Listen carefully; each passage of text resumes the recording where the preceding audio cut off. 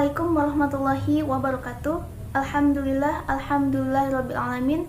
Wassalatu wassalamu ala asrofil anbiya'i wal mursalin wa ala alihi wa sahbihi rasulillahi ajma'in. Amma ba'du. Perkenalkan, nama saya Siti Nur Istiqomah. Saya dari kelas Biologi 1 semester 6, Fakultas Sains dan Teknologi Universitas Islam Negeri Sumatera Utara Medan. Baiklah, dalam video ini saya akan memaparkan sedikit materi mengenai anatomi dan fisiologi sistem saraf pada manusia. Nah, di sini saya akan mencoba memberikan pembahasan mengenai materi mulai dari pengertian, fungsi, struktur sel saraf, jenis sel saraf, sistem saraf, pembagian otak, pelindung otak, sumsum, saraf tepi atau saraf perifer, dan saraf otonom. Baiklah, kita masuk ke pengertian, di mana sistem saraf merupakan sistem yang mengatur dan mengendalikan semua kegiatan aktivitas tubuh kita, seperti berjalan, menggerakkan tangan, mengunyah makanan, dan lain sebagainya. Nah, sistem saraf ini tersusun dari jutaan serabut sel saraf atau neuron yang berkumpul membentuk suatu berkas atau vaskulum. Nah, sedangkan neuron sendiri ini adalah komponen utama dalam sistem saraf. Selanjutnya yaitu fungsi dari sistem saraf. Sistem saraf ini merupakan sistem koordinasi yang mempunyai 3 fungsi utama, di mana yang pertama itu ialah sebagai pengatur atau pengendali kerja organ tubuh. Yang kedua itu dia sebagai pusat pengendali tanggapan. Yang ketiga, ia berfungsi sebagai alat komunikasi dengan dunia luar. Selanjutnya yaitu mengenai struktur sel saraf atau neuron. Setiap neuron terdiri dari satu badan sel yang di dalamnya terdapat sitoplasma dan inti sel. Nah, dari badan sel keluar 2 macam serabut saraf, yaitu dendrit dan akson atau neurit. Dendrit ini berfungsi menangkap dan mengirimkan impuls ke badan saraf, sedangkan akson berfungsi mengirimkan impuls dari badan sel ke jaringan yang lain. Akson ini biasanya dia sangat panjang, sebaliknya sedangkan dendrit itu dia pendek. Nah, terdapat 3 jenis sel saraf yang berdasarkan fungsinya. Yang pertama yaitu ada sel saraf sensorik atau saraf aferen, di mana yang berfungsi sebagai menghantarkan rangsangan dari reseptor atau penerima rangsangan ke sumsum tulang belakang. Yang kedua itu ada sel saraf motorik atau saraf eferen, di mana yang berfungsi sebagai menghantarkan impuls motorik dari susunan saraf pusat ke efektor.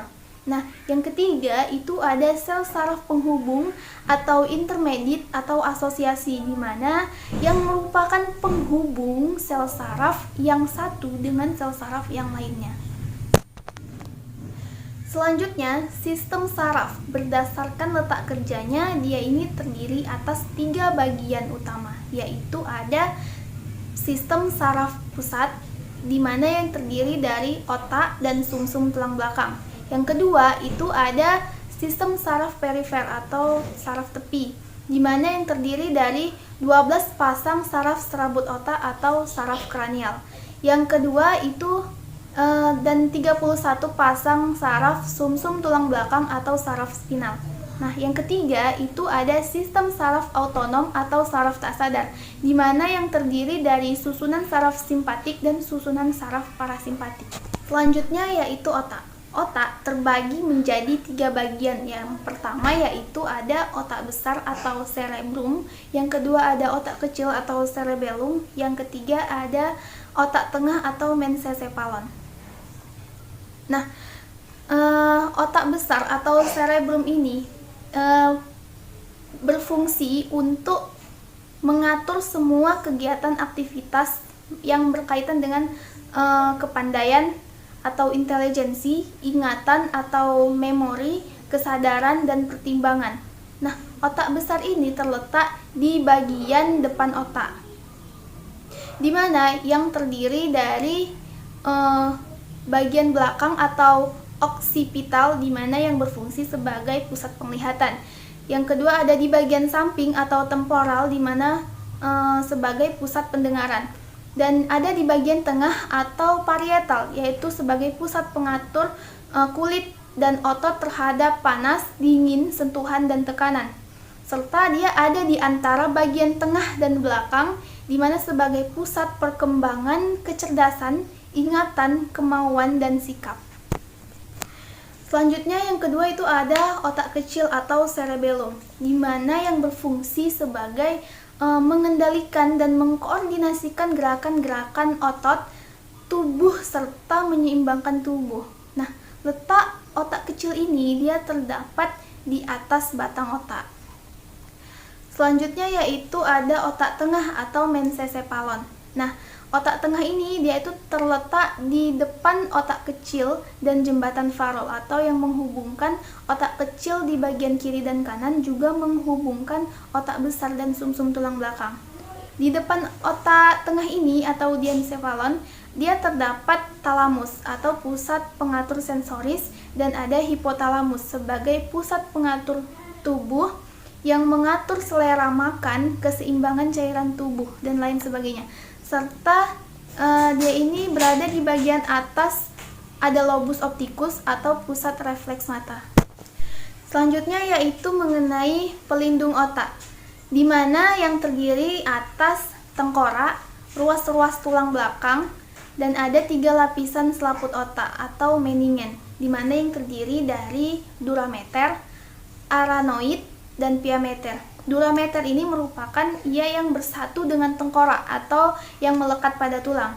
Sedangkan aranoid ini bantalan untuk melindungi otak dari bahaya kerusakan mekanik yang berisi cairan cerebrospinal atau cairan limpa.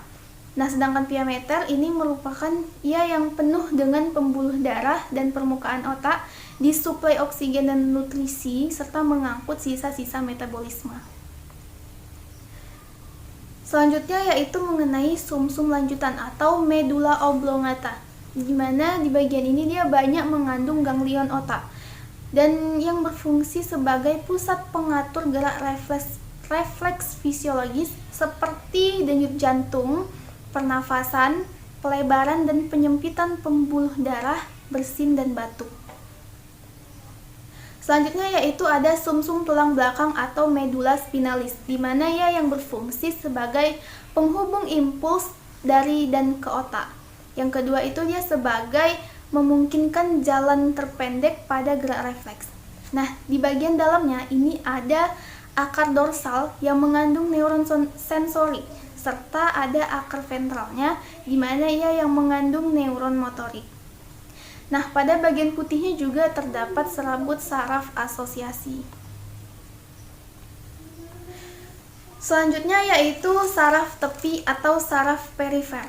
Nah, sistem saraf perifer ini dibagi menjadi 2, yaitu ada yang pertama ada 12 pasang saraf serabut otak atau saraf kranial, di mana yang terdiri dari 3 pasang saraf sensorik, 5 pasang saraf motorik, 4 pasang saraf gabungan. Nah, yang kedua itu dia ada 31 pasang saraf sumsum tulang belakang atau saraf spinal, di mana yang terdiri dari 8 pasang saraf leher atau cervical, 12 pasang saraf punggung atau torakal, 5 pasang saraf pinggang atau lumbal, dan 5 pasang saraf pinggung atau sakral, serta 1 pasang saraf ekor atau koksigal.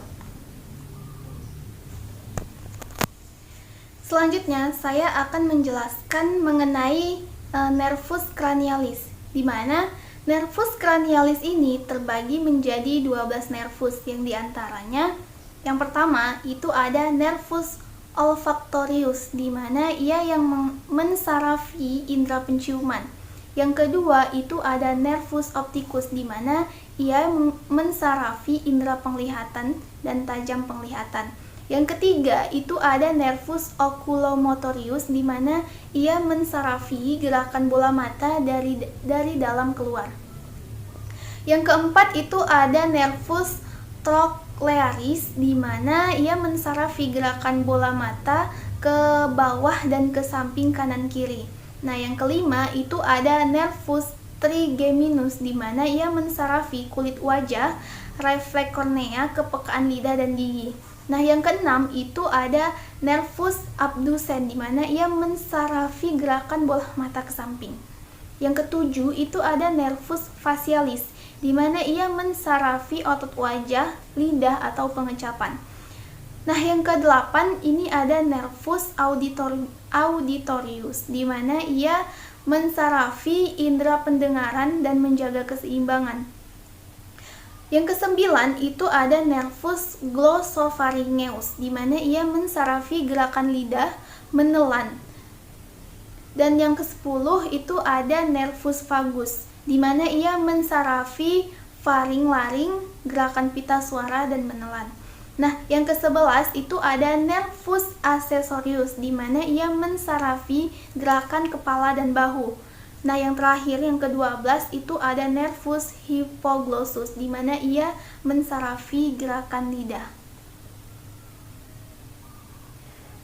Selanjutnya, saya akan menjelaskan mengenai persarafan medula spinalis, di mana yang pertama itu ada 8 pasang medula spinalis daerah serviks, di mana ia ini menuju ke kulit kepala, leher, dan otot tangan.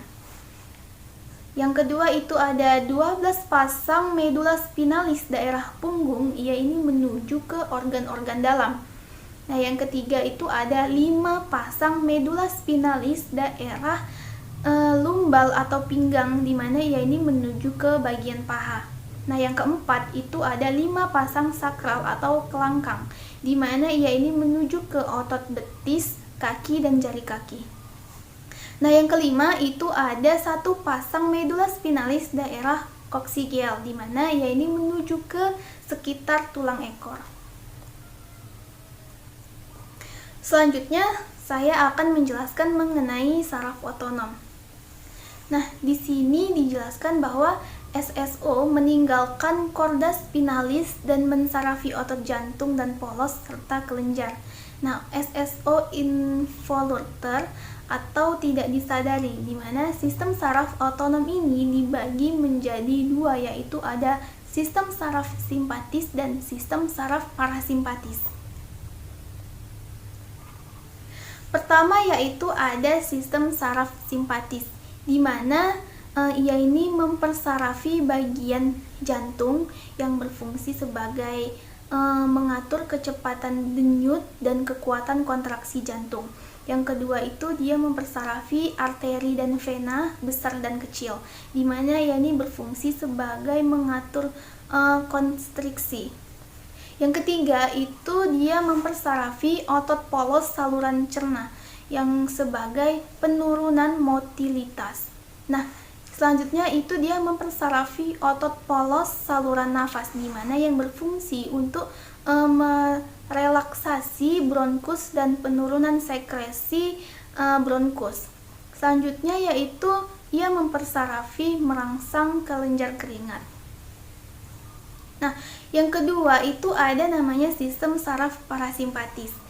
Sistem saraf parasimpatis ini dia mempersarafi bagian jantung juga, tetapi di mana yang ini berfungsi sebagai memperlambat kecepatan denyut jantungnya.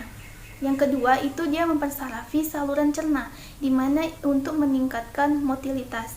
Nah, yang terakhir itu dia untuk mempersarafi saluran nafas, di mana yang berfungsi sebagai kontriksi jalannya nafas. Selanjutnya yaitu ada sistem saraf simpatis yang dia ini terdiri dari 25 pasang simpul saraf terletak di sebelah kiri dan kanan tulang belakang, berpangkal pada medula spinalis di daerah leher dan di daerah pinggang, sehingga juga disebut sebagai saraf torakolumbar. Juga dia ini bisa dikatakan paraganglionnya pendek. Nah, paraganglion ini merupakan urat saraf yang terdapat pada pangkal ganglion.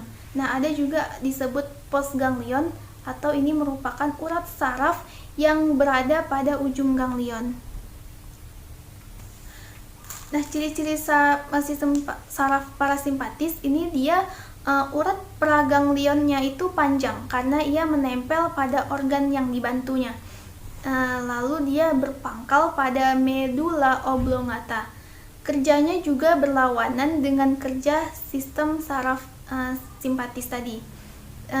Sistem saraf parasimpatis ini dia terbagi menjadi dua bagian. Yang pertama ada saraf otonom kranial atau yang terdiri dari saraf kranial 3, 7, 9, dan 10.